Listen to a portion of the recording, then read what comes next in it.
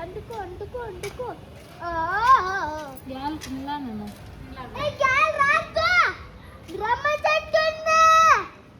ఏం చెట్టు ఉంది? ఏం చెట్టు ఉంది? బ్రహ్మ చెట్టు ఉందా? బ్రహ్మ చెట్టు పువ్వు ఇడిగిందా? పువ్వా రెండు ఇరుగుతానేనా? చూడు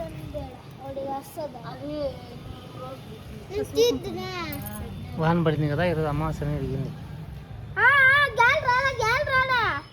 అది మ్యాజిక్.